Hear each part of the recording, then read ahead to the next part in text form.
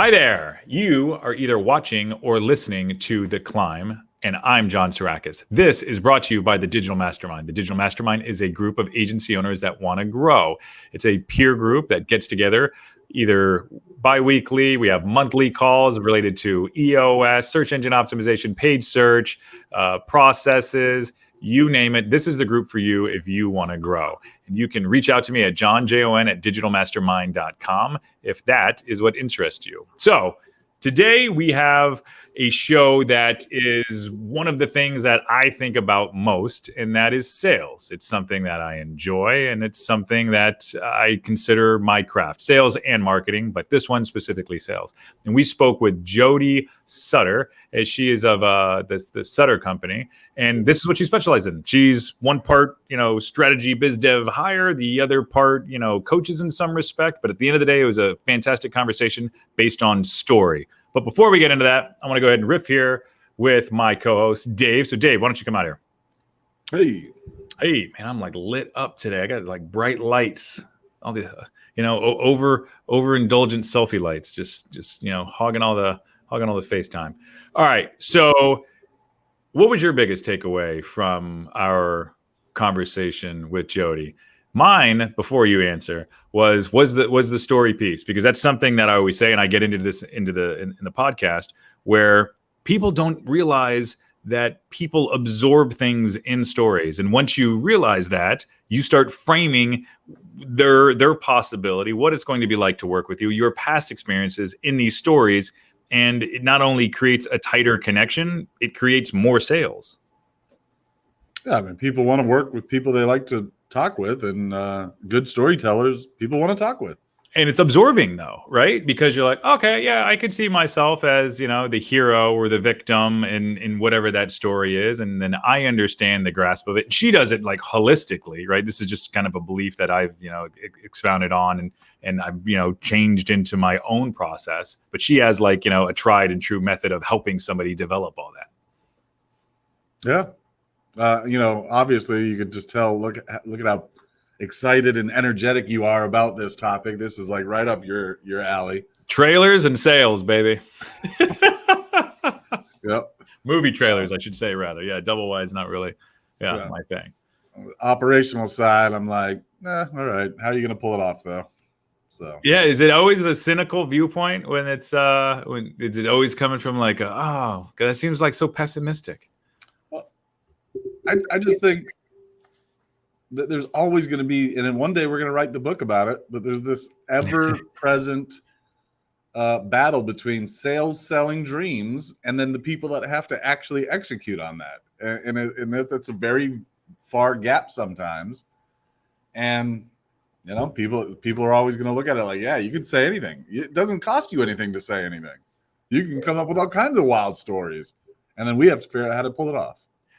That's one thing I love in the marketing space. And I mean, it happens in the technology space as well, where you'll go in and something went like, I hate that it happens to somebody, but something goes horribly wrong and you're talking to them and you're like, yeah, well, the sales guy said this. And you're like, wow, I'm an optimist, but those things are impossible. Like there's no way that you could achieve any of that with the budget that you have. Nothing. You know what? I saw that most in a lot, like when you would work with a client that is talking with a vendor, and the vendor is a corporate vendor, sort of like a Salesforce or a QuickBase or something like that, a Zendesk or whatever.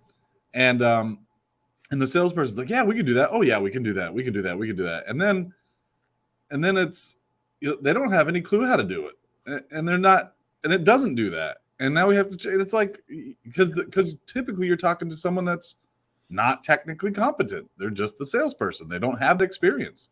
You see it all the time when you're dealing with those level sales. Oh yeah, and timelines with some of the platforms that you mentioned, especially like SAP. We'd go in and like, oh yeah, SAP told us this would take 6 months. It's like, it's 2 years. Like, right. Anything that they propose, I promise you, is going to be 2 years. Didn't we had a client, I remember they had just purchased some big, was that the client that Chet I'm not going to say the client name. It's not too common of a first name, but still not too uncommon either. But I'm pretty sure that like they came to us and were like, yeah, we're about to sign a big contract with SAP or some company, and it's gonna fix all of our problems. And I'm like, whoa.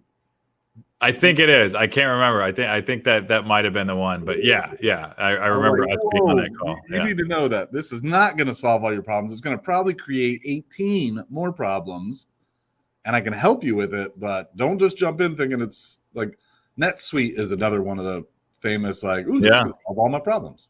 Yep, I know a client that took on NetSuite. It never got finished, and all of the things that they wanted were these huge additional price points that were promised but not included in the contract. So I was like, I'm sorry.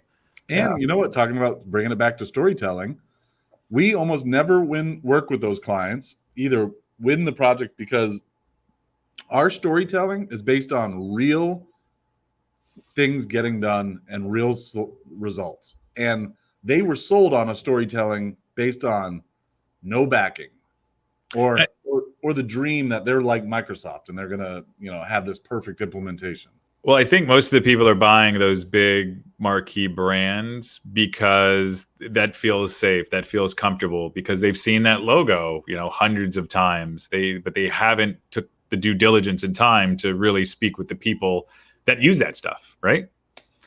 And that's what ends up happening, which bringing it back is so important for if you are selling something and you don't believe in whatever it is that you're selling, then you're probably not going to sell it. You're only lying to yourself, and you're going to really just burn out and flame out. And your stories are going to be lies. They're not going to be authentic. They're going to be disingenuous. And it's just more of a downward spiral. Man, that sounds all negative. That's like whatever the opposite of what is that, like a negative pitch? But it's true. And I think and I implore anybody that works for a company that they don't believe in, don't work for that company. Like quit. Right. Yeah. Right. Put down.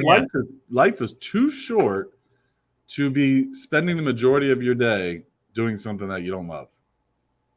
Yeah, absolutely. And if you're not working on and if you are like working on your craft, and I look at, the company that you're working with, that's a part of your team. And it's, in that, there you have certain tools that you're using. And if you can't get any of that stuff right, it's okay to go to another company and try it. And especially in sales, agency sales, it's tough. It's a long learning curve. You can't just come out of like ad sales and then go in and then you're going to sell, services. It just doesn't work that way. You have to learn all these nuances to do it right. I tell our account manager all the time, it takes 5 years to become an expert.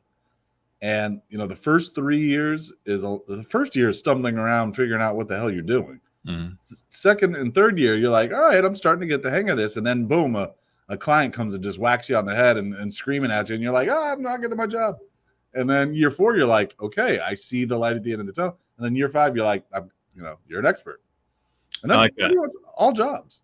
I came up with that by myself, but it coincides with it takes 10,000 hours to be an expert. That author that wrote that book, Malcolm Gladwell. Yeah. But 10,000 hours is 5 years. It's the same. I remember a quote from Tito Ortiz that I heard early in my career. It had nothing to do with it. And he said, if you're starting in a game late, like he started, I think, in fighting UFC late, he said, you have to work twice as hard. That's double the hours. So that's something that I did to be better at whatever it is that I was going to do. And I've shared that with others. Like, okay, if it's 10,000 hours, okay, well, you work 16 hours a day. Make sure you're resting and doing something, but you don't have to just wait for, the 5 years, but you, no matter what, still have to put in the time. I don't know if I agree, because you have to be able to deal with things that happen. I mean, like if you're an account manager or you're in operations, like you can't put in extra hours and learn something new because nothing new's happened. You have to wait for the event to happen to learn from.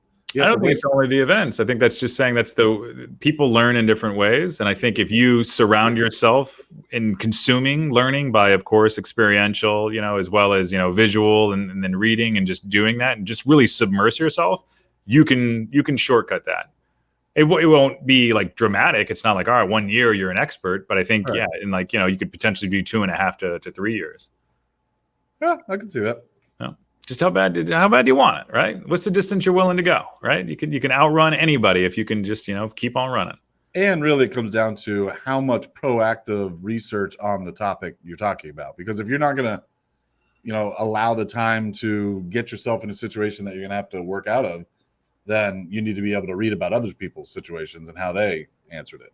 And find mentors, right? So if you really want to dig yourself into it and get a little bit off topic, but all right, you go to work. All right, who are the people that you're hanging out after work? If you're going to work and then you're, hanging out with a bunch of like gangbangers or, a bunch of people that are just hanging out at the casino all night, like, okay, well, what is that going to relate to your professional life? And I see a lot of people in their 20s that don't make that connection. I know, because they're hanging on to their buddies. And I advise some of the younger people here, like the older you get, the less good buddies you've got. I've got, on one hand, I can count my like really good friends. And those are because those are the people aligned with what I'm aligned with. I want to be successful. I want to build business. I want to provide value. Like those are concepts that are almost non-existent at the college level. Yep. And so everyone that's, plus you got like, I graduated, but I'm still living with my college roommate. And, it takes a while to break out of that mental space. And so, you said it, get a mentor that can break you out of that. Because the sooner you can learn about how much fun it is to be successful. how much winning, right? Yeah, how much fun is it to win? Yep. And there's just people that just, when was the last time that you had a win? And they're like, oh, well, it's like, dude, like, come on. Like there has to be something that's positive. And then if you're not, then you're not achieving anything. It's like that one thing I always think about, speaking of mentors and people around you, it's you're a culmination of the 5 people you're around the most. Yep. I think about all the time. So if there's somebody that it just, bad energy or whatever, it's like, okay, I'm not going to be, discourteous or anything, but it's like, yeah, I don't want them in that circle. Right. Because you're going to absorb it. Yeah. And it's the same with your team members, the people that you hire to do stuff. I mean, their energy is going to impact you. So, which is why we always say, if you have bad team member, cut them as soon as possible. Cut them. And if it's a salesperson, you can potentially work with them because a lot of that has to do with attitude. A lot of that has to do with story. A lot of that has to do with the sales strategy. And that's what our guest, Jody, talks about. And before any further ado, I got these like glares coming on my head. The sun is setting here in sunny Florida. I would like you to go ahead and listen to this podcast with Jody. Let us know what you think. Like, share, comment, email. If you don't like it, go ahead and let me know. And if you would like to join the Digital Mastermind, go ahead and shoot me an email, Jon, Jon at digitalmastermind.com. Thank you so much for listening. Hi, Jody. Thank you so much for joining us. Hi, Jon. It's really nice to be here. So I'd like to get into your climb. What has your journey been like? How did you get here? Yeah. Well, I've pretty much always been like the sort of the common denominator of my journey. My professional journey has been business development. But however, I kind of got into it by accident. I started my career, I was a medieval studies major of Vassar College. Like, what the hell are you going to do that with that kind of a degree, right? And so I got out and I'm like, well, I'll go into the art world like all my other Vassar friends.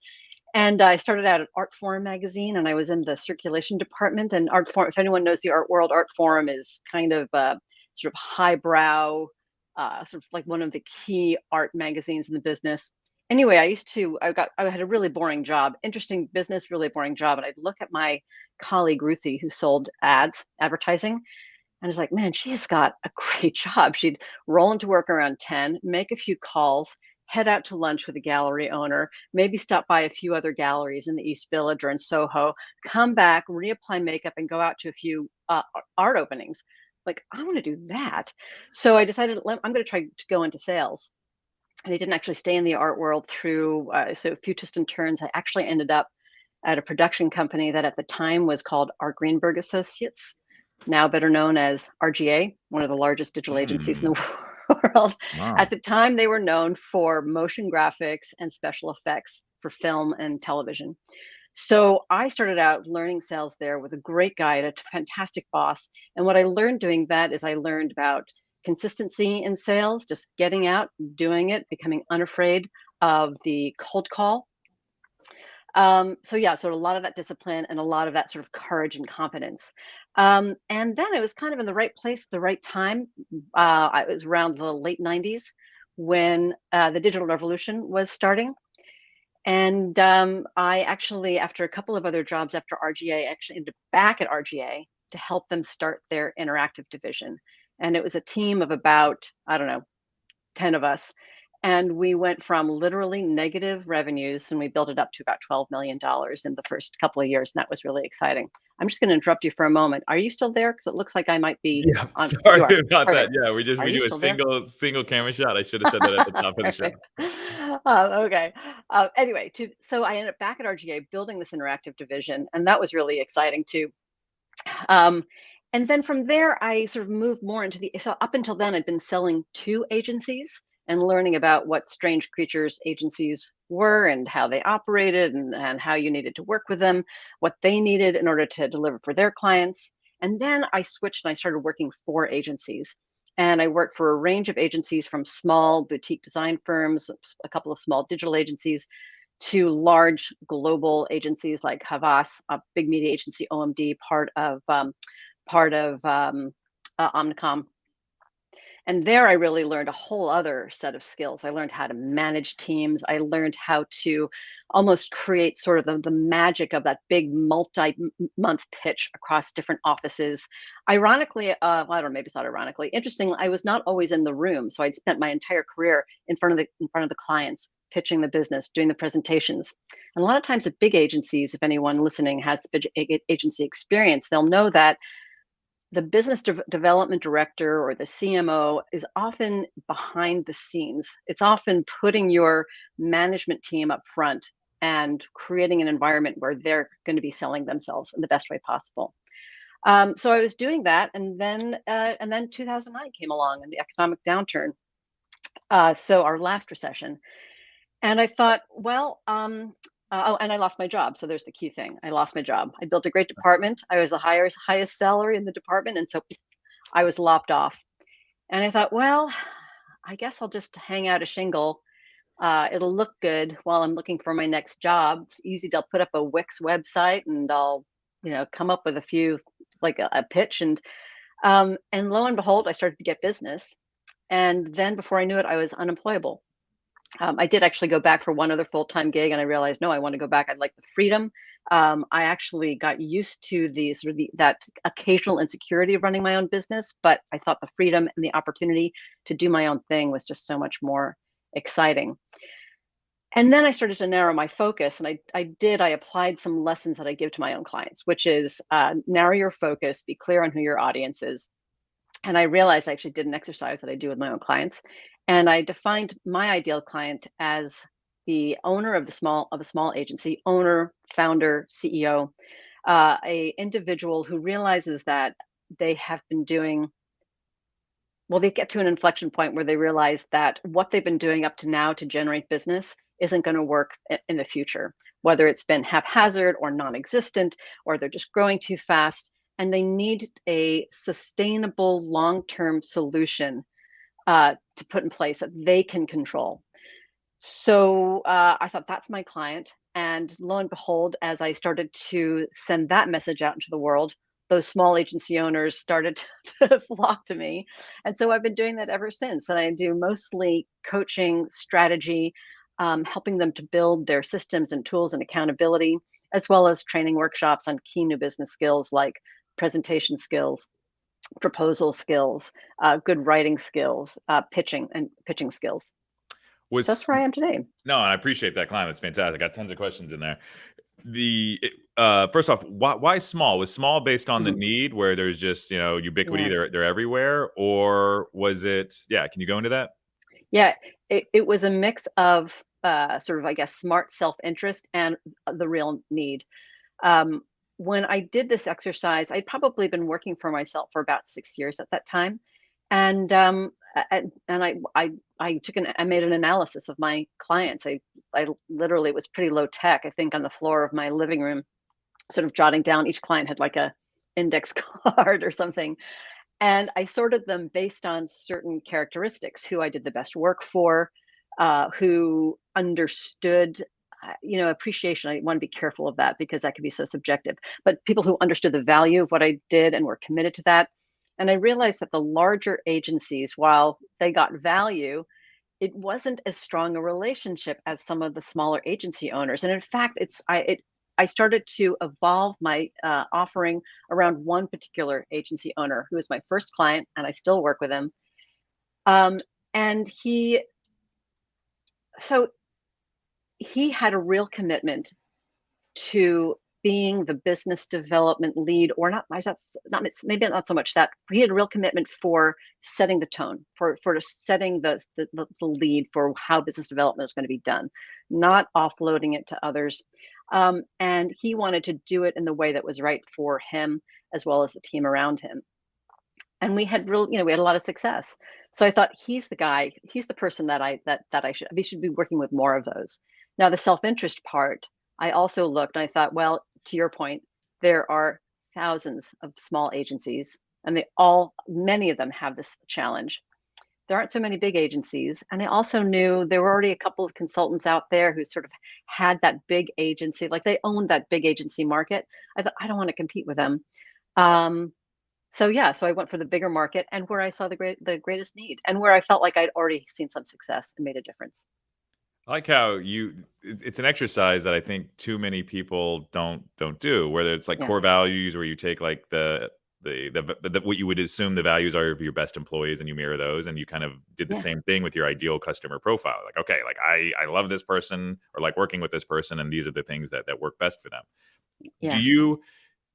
Where do you see the most value based on the people you work with? Is it let's say that we could take like Dave, right? Before Dave and I merged, Dave was mainly a technologist, right? And he would begrudgingly do sales, but it wasn't like something that he liked. Or is it somebody that is biz dev focused that you then just, give them the high octane and they go from, just an airplane to a rocket ship? A bit of both. It's kind of dependent.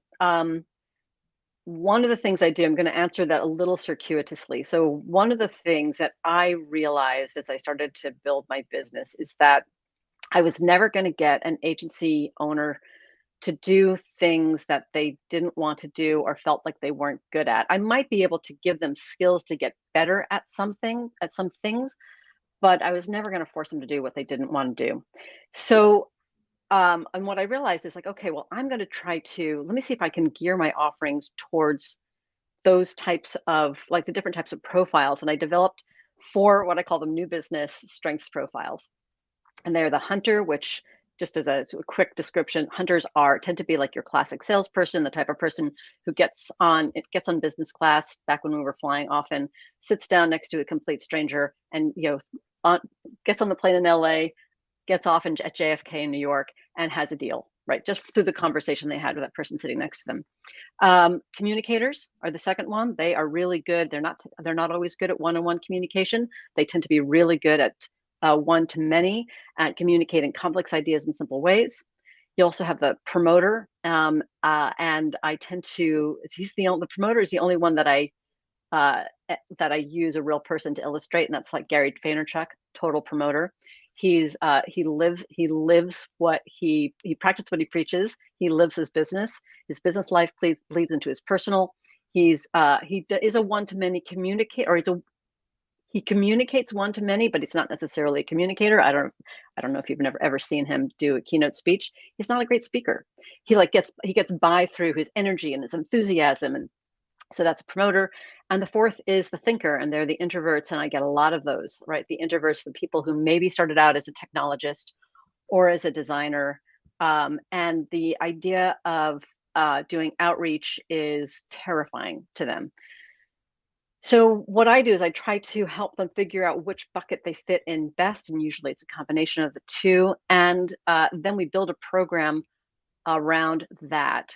So the new business program for a thinker is going to look really different than a promoter.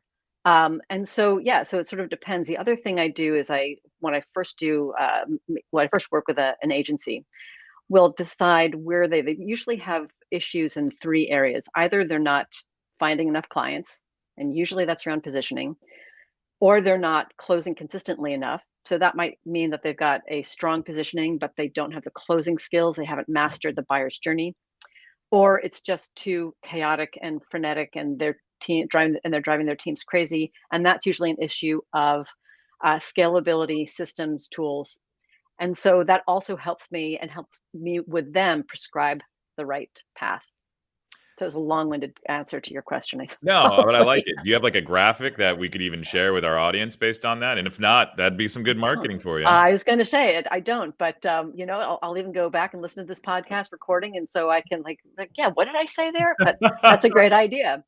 I've done that in sales situations. Like, oh man, that was like a moment of brilliance, and it's lost forever. Yeah. And you don't want to give it, tell the person like, hey, what did I say there? I mean, you looked like he was really interesting. So with those types of people, do you see that that there's like dissonance to that, where you're like, hey, look, you fall into this bucket, or is that something that's well received? Usually, what I find is that usually they are they can relate to it immediately. And often when I do workshops with their team, they start taking over the conversation, and they're like, yeah, I'm kind of a hunter, but you're definitely a communicator. And so you start to see how their teams also support them in that as well. So yeah, people start to self-identify with the different ones, which has been great. Are the most messed up agencies? I would assume it would be the hunters. Sometimes where the hunters need support, it's a mistake to convince a hunter that they got to get out there and start writing thought leadership or getting on the speaker circuit. They're just never going to do it. Usually hunters need someone to sort of keep them accountable. Hunters, give them a prospecting program, get them out there, work in their network, talking to people, but they need the details managed. They respect the details, but they don't necessarily good at managing themselves. So get a really good assistant or a coordinator whose main job is to make sure they're out there. Are they following up? Are they calling them back? That's what I find is the best for them.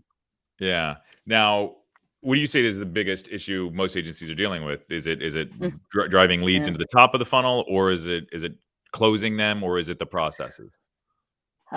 Oh gosh, that's a really good question.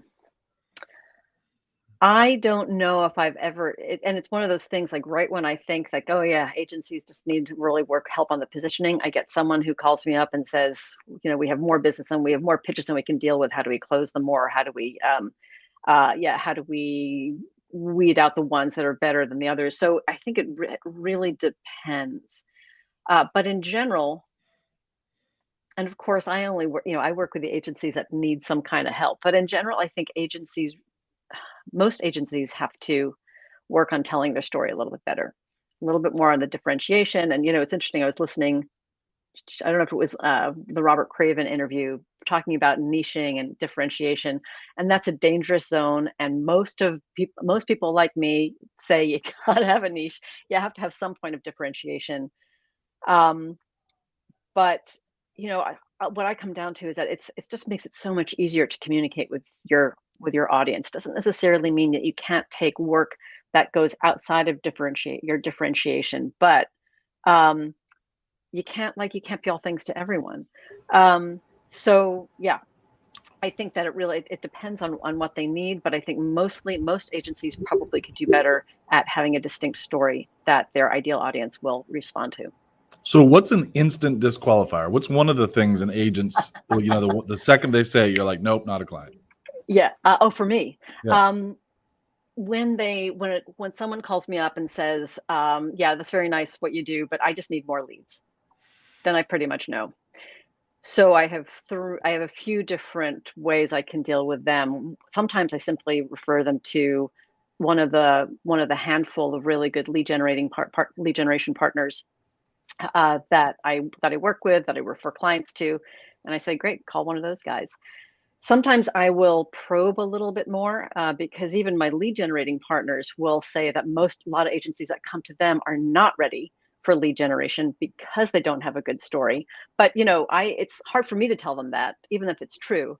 Much easier for that lead generator to say, you should go back and work with Jody, or let's bring Jody in to really get your story straight and to build some of those materials so we can tell the story over time. And then a lot of times the lead generators will tell me we can get the leads, and then the agencies don't close, or they don't follow up, or they don't do stupid, simple things like be available when they said they were going to be available, right?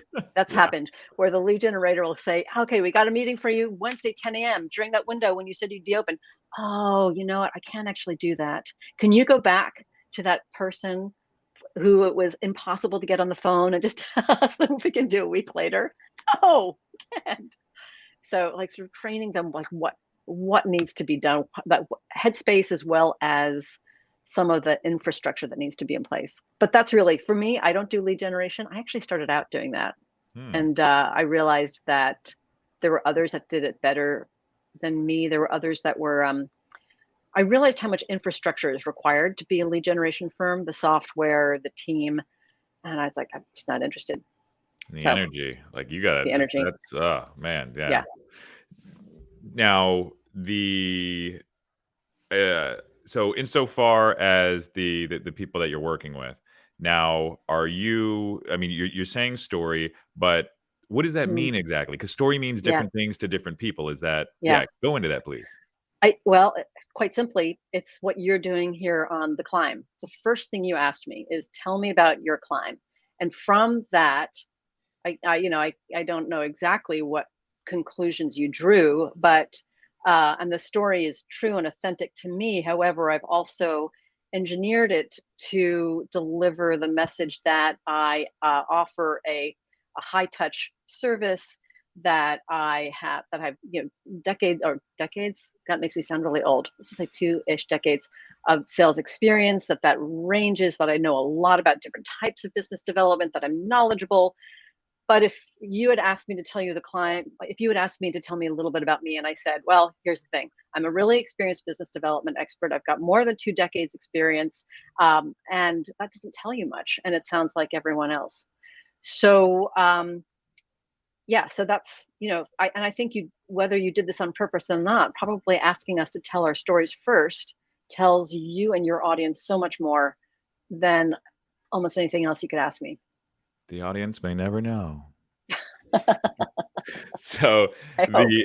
I appreciate you looking at it because I look at sales and a lot of things is just a series of stories, right? Yeah. So there's the story that we're going to tell. There's the story that the person's going to hear. There's the story that the person's telling about themselves. So there's all these stories, right? And we in one of those stories somewhere we need to build trust, right? Okay, so Yeah. in that story is building trust, and we continually lead them down this path of connectivity where we're building this relationship. And that's what I think it is. So I think it's fantastic that you work on. Can you give Yeah. an example of where you've created differentiation in somebody's story? Yeah. There's an agency, a small agency in Greenville, South Carolina, that they were sort of waffling about, and we did a workshop, and there, what we did is we looked at who their clients were, where they tended to be most successful at the points along the customer journey, the types of customers they tended to know the best. And what we realized is that they did work for a lot of higher end products, but not necessarily luxury products.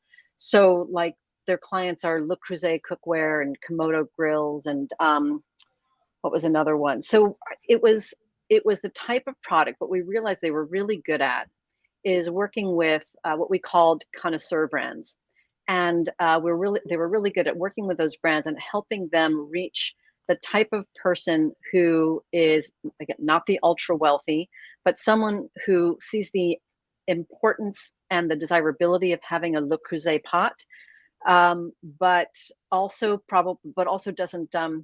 doesn't spend indiscriminately on that item. It's still a considered purchase. They have to save up, but it's this sort of it's a conscientious decision that to build their lifestyle. So it was this idea of, and I think they still have it on their website. It was this positioning around connoisseur brands for discerning customers.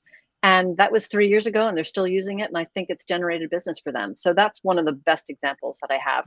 I will also admit that I can go through that work and we can arrive at a positioning, and then it just doesn't get used. So sometimes that happens too, and that's unfortunate. But I Yeah. also try to put tools in place to keep that from happening. Yeah. So you call people out when they're not doing the thing that they paid for? I try to. Yeah. Why would somebody Yeah. not do it? I'll even go back to my first and one of my best clients, my ideal client avatar. He is oh, how do I describe it? He shows some fears or hesitations that I think a lot of agency owners display. He is really, I think, concerned about missing out on opportunities if he narrows too much. He's also, I think, he's like a proud father. So he sees all the things that the agency could be doing, and he wants to tell any client who could possibly be interested all about everything. He's also a hunter. So in some ways, because he's so good at building relationships and a bit fearless about going out there, introducing himself to people, he can offset that a little bit because of the power of his relationship building. But the agency is going to be in trouble if and when he ever leaves, when he's ready to retire and turn it over to his senior leadership team.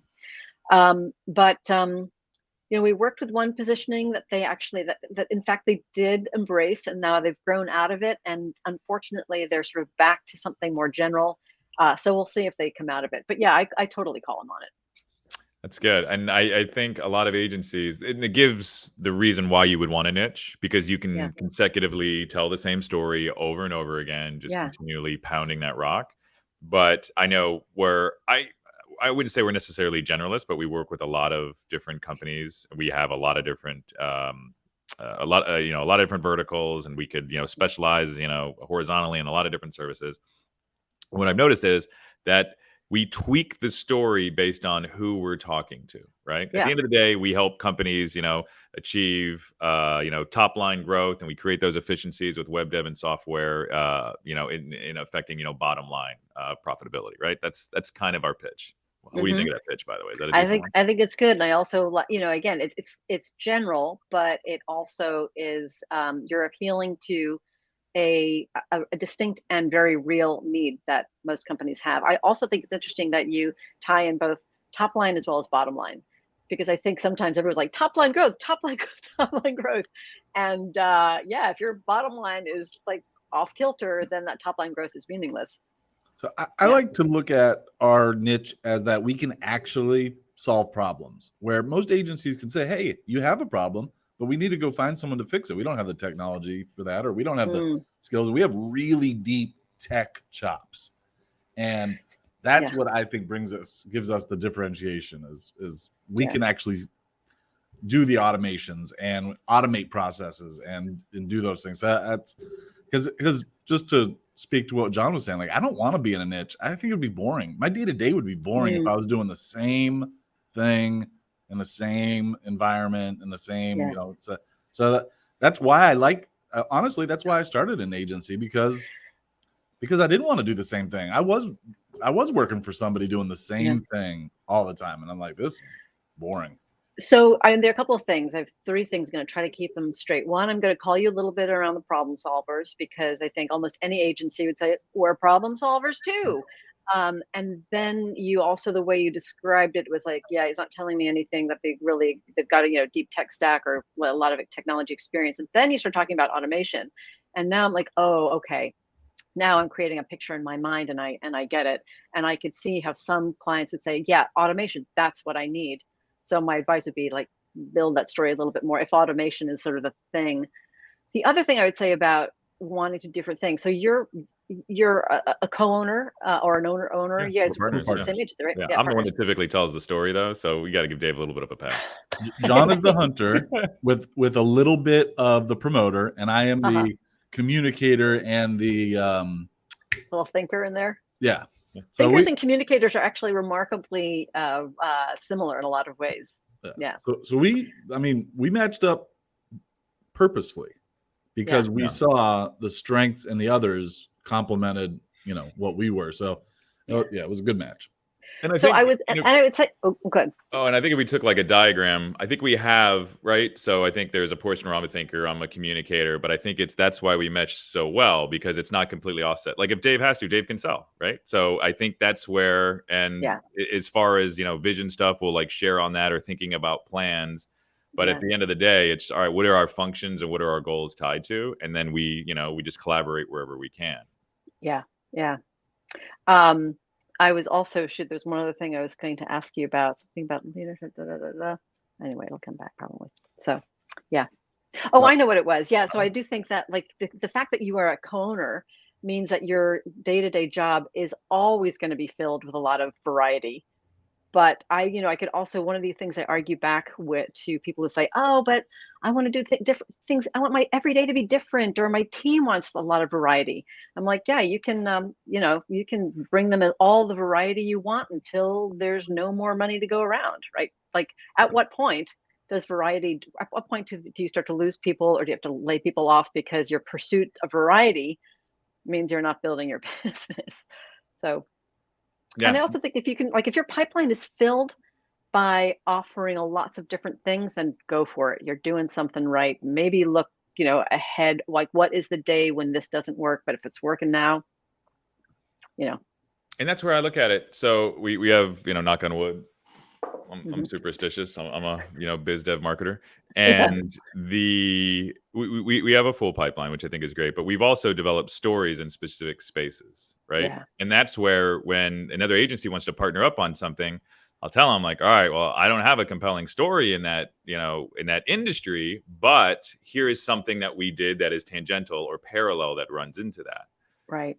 And that's something we're continually looking at, right? And even when pitching new business, is that something that you recommend? Like, all right, what are your case studies? Totally. This is the low hanging fruit. Let's go after those.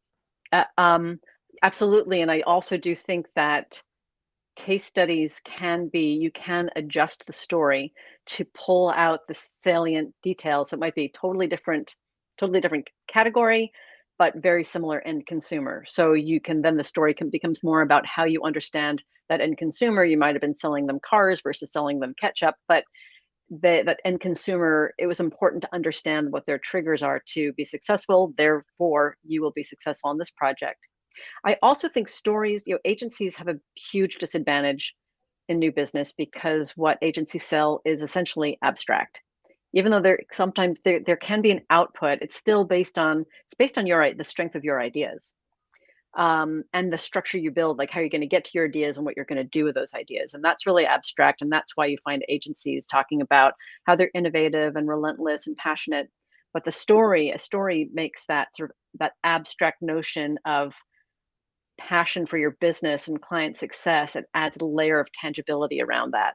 So it becomes you can demonstrate it, you can verify it through those case studies, which, by the way, a good case study follows a story arc, almost like point to point. So yeah, that's why it's like stories take the abstract stuff that no one understands what you do and turns it into something that we can understand easily. So let's say an agency is going to be out of business in 30 days. They bring you Yeah. in. What do you Mhm. do? First of all, I'll tell them I'm not a miracle worker, and so it may be that like I can't undo 3 years of bad practices in 30 days. But I would look at their strengths. I would look at the CEO, the leadership team. I'd say who is well equipped to do what. I would look at what they had been doing that hadn't worked out. So a lot of people talk about how they've tapped out their networks, and but it's very rare that I see that in action. Usually, the agencies I work with are not tapping into their networks the way that they could be. So that would be the next thing I would say is let's start with the people that you know. Sometimes it's also making an appeal, not necessarily a desperate appeal, but also has to be strategic. It could be like, hey, look, we need to you've been a loyal friend, customer, partner. We need some business fast. And here's what we're really equipped to do for you now. Here's what we see. We see this need in the marketplace, and this is what we want to do.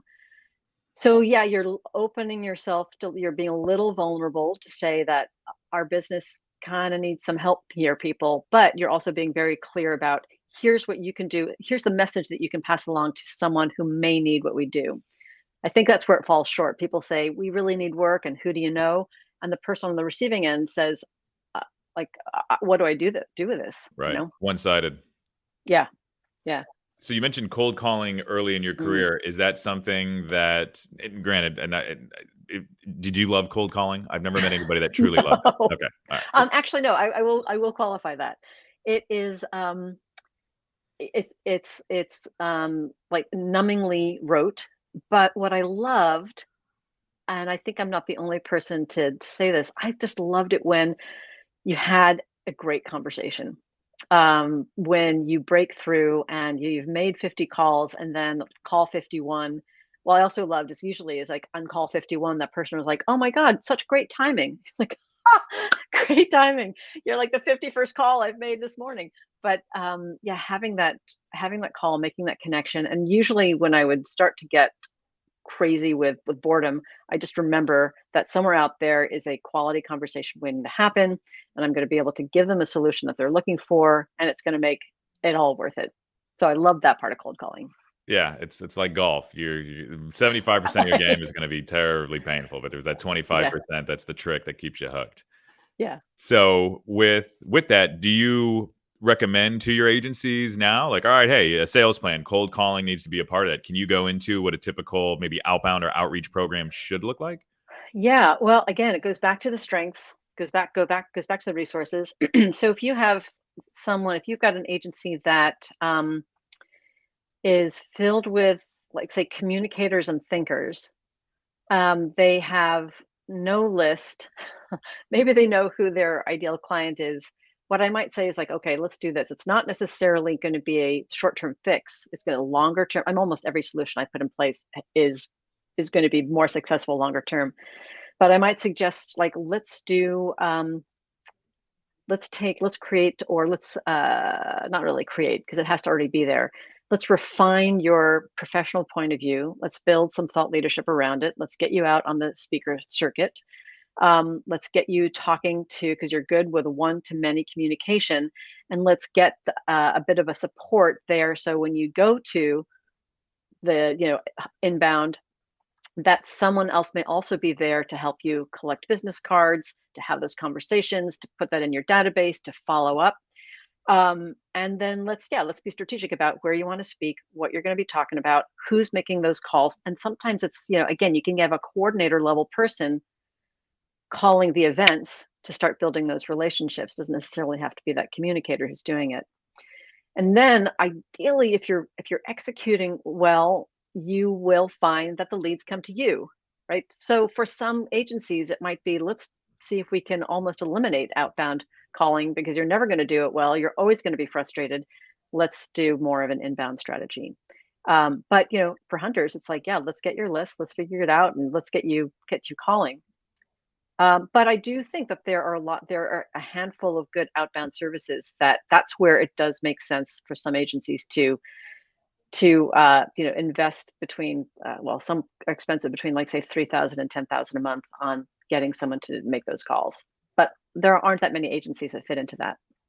Got it. And I want to jump back to which agencies Yeah. don't fit into that. But before that, you mentioned the speaking circuit, right? So Yeah. how would an agency throw their hat into that ring?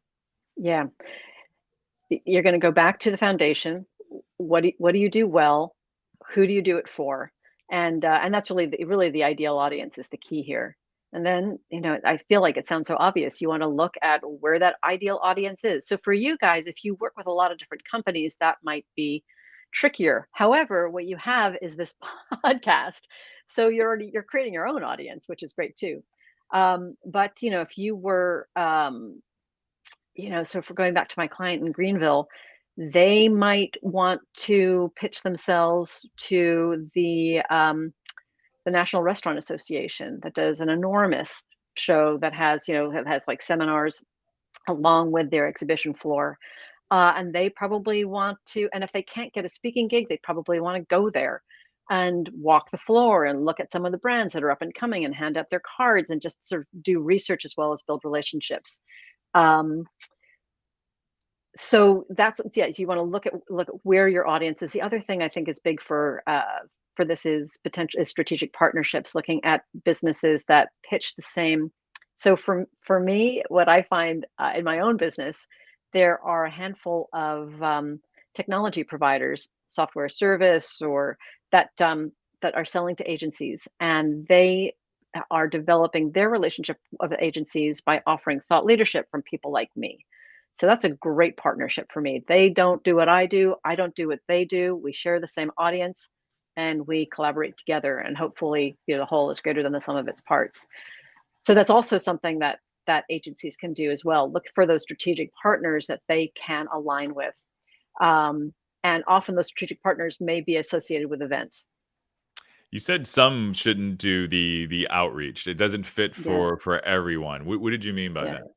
Um, well, I guess it's more, some agencies, it's probably not smart for agencies to feel like they're forcing themselves to do it and then never do it, or to guilt themselves into like, well, the only way I know to do this is outreach, but I hate it so much, so every single week on that morning that I've reserved for outreach, I'll find something else to do instead.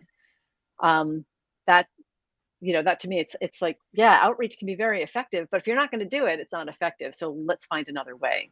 Right. Quick Usually summary. I will admit that if it's sort of a more of a thought leadership or a marketing led strategy, you do have to have some kind of outreach or follow through there. But once those relationships or those connections can be made, then it can often be done by someone who's a little more junior and can follow a rule book and has some innate set of skills. I think, yeah, it comes down to what you're willing to do that your competition isn't doing or That's or, true too. or want to. Because I see that tons of agencies, and niching is a good idea, right? Niche until it hurts. Yeah. But I'll see, just speaking with some agencies over the last week, where it's like, oh yeah, we work with nonprofits. It's like, that's not special. Like that's like me saying, It, like, I like to it's eat French fries. Well, that's good. Okay, good for you. it's better than some, right? It's Right. better. Like, I know a lot of agencies who say, well, we work with nonprofits and healthcare companies and universities, and it's like, oh, like, wow, that sounds like your business development person must be very busy, because that's three enormous categories. Right. This is also where I'd like sort of the inflection point. Nonprofits who are like, I work with a small design firm, and he's a total thinker, and we looked at this and we realized that his key is, we call them legacy nonprofits. So nonprofits who have been around, say, for 100 years, who realize that to be here for another 100 years, they have to transform into something more relevant, and often that requires some visual design. So that's the kind of thing, if he's talking to a nonprofit that's a legacy nonprofit, they're going to say, wow, that's so interesting. I feel like that's about to happen. We need that, or we just did that, which would be unfortunate. If you're talking to a 5-year-old nonprofit, it's not his client. And so they may have a fine conversation about other things, but then for David, at least he knows, not mine, I'm going to move on to the next one. Sometimes a no is as good as a yes. Yeah, I think a lot of the time, yeah, let's just filter out the bad so we can get to the good. Yeah. What would you say most agencies can do better at right now? That's a little bit like, what's the most common problem.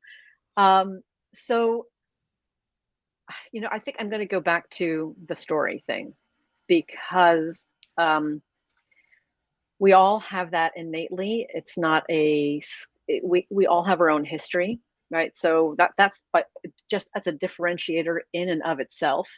No one has the same story as you. We are, as human beings, we are innately storytellers. So you may have to sort of practice a little bit your storytelling skills, but you don't have to learn them. We're already great storytellers, and it's also it's going to make it easier to make the pitch. I think that's the other thing. Agency owners may overlook story because it seems so easy. Like, I just tell my story and then I get business. And it isn't that easy. But I think if you can create a compelling story, or as you said, a series of stories at different nodes in the communication process, and start to get that out there, then they're probably going to see a shift in the types of people that they're attracting and that they want to do business with. I love that. And I think this needs to be said. There are terrible storytellers out there. Like, I could give you Yeah. all the elements for an amazing story, and people just make it terrible. Would you call them out and be like, yeah, you're Yeah. not good at telling a story, Frank? Um, I don't know. Maybe I'm a little bit more optimistic or naive. I do think that we innately we know how to tell a story. I thought, well, innately we also know how to engage with the story. So what I will do with my clients is I will, like, one of the tools I use, and this is not my tool, but it's called the Pixar Pitch, and I actually learned about it in Daniel Pink's book. Oh wait, which one was it? To Sell is Human. Ah, yes, thank you.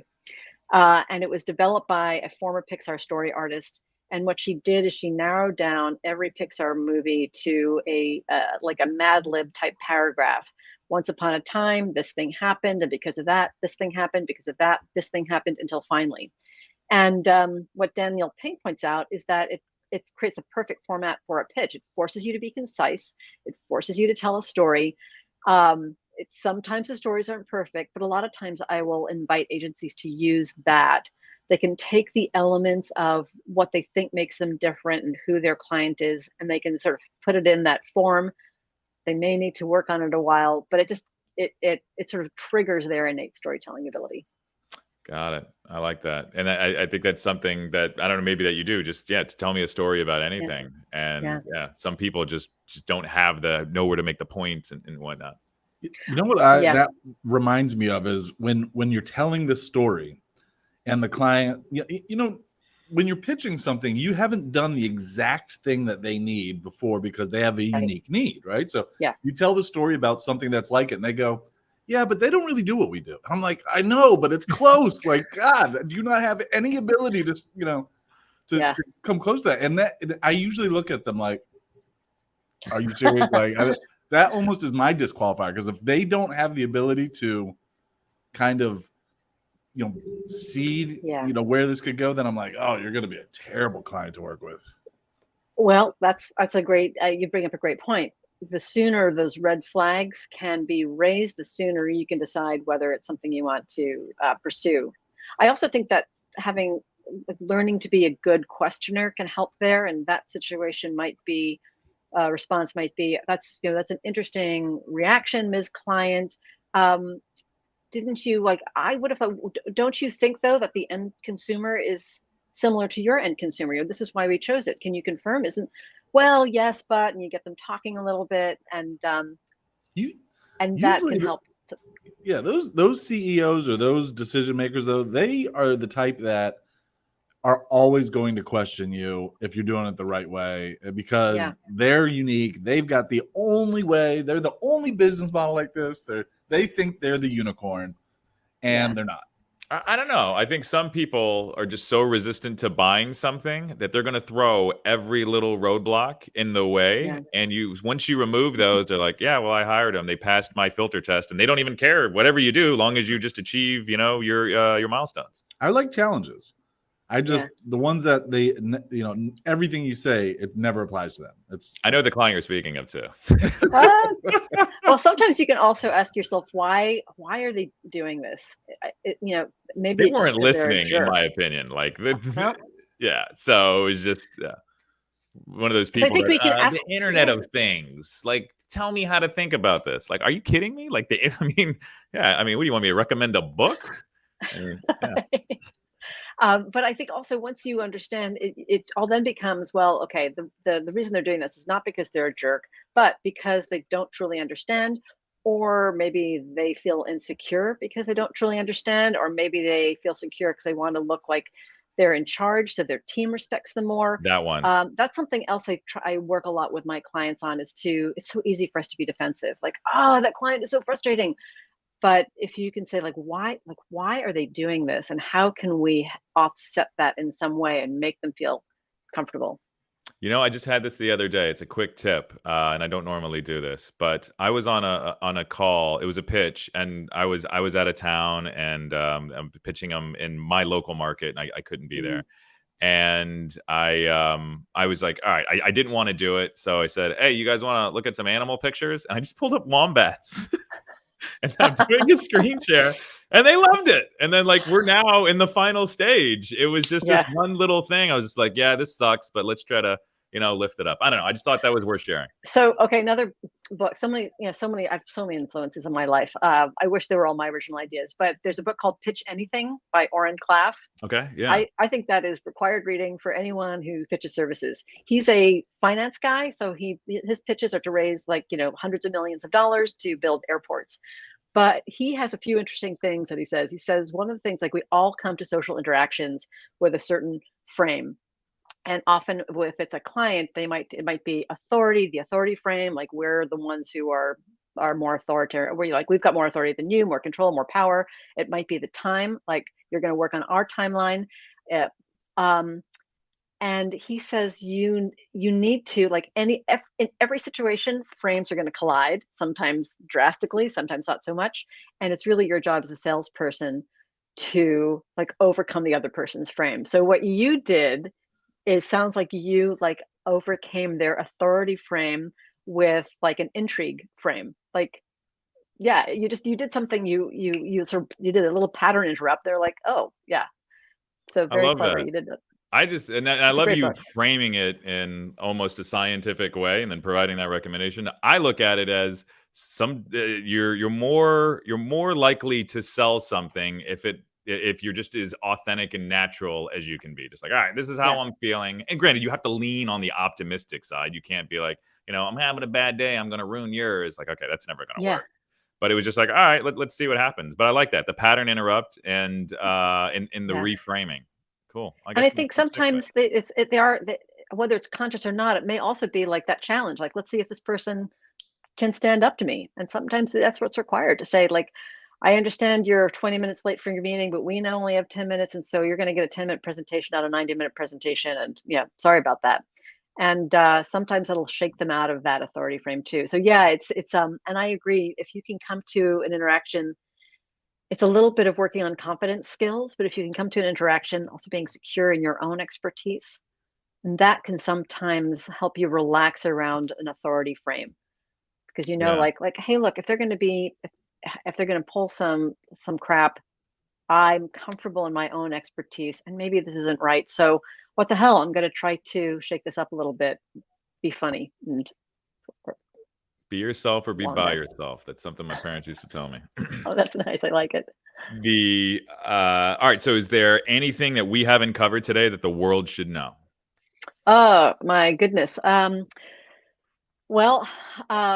If you're a small agency owner and you are feeling overwhelmed and what you've been doing up until now is not working anymore, then you should call me. And by the way, I do offer, a free 45-minute consultation, and you can sign up for that on my website. That's www.thesuttercompany.com. I think you guys are airing this prior to mid-September, and if so, I'm going to be at the Traffic and Conversion Summit, assuming the Delta variant doesn't ruin everything. But I'll be speaking there on the third day, the same day that Martha Stewart and Snoop Dogg are speaking. So if anyone listening is going to be there and would like to, meet for a quick conversation, more than happy to do that. So again, head over to my website, fill out that contact form, and I review those personally. You're not going to sit in some empty inbox. And then, let's get together. And I'm happy to talk to anyone who feels like they're struggling with some of the things we talked about today. Awesome, Jody. I really appreciate you joining us. So before we go, what's your favorite Snoop Dogg song? Oh my God.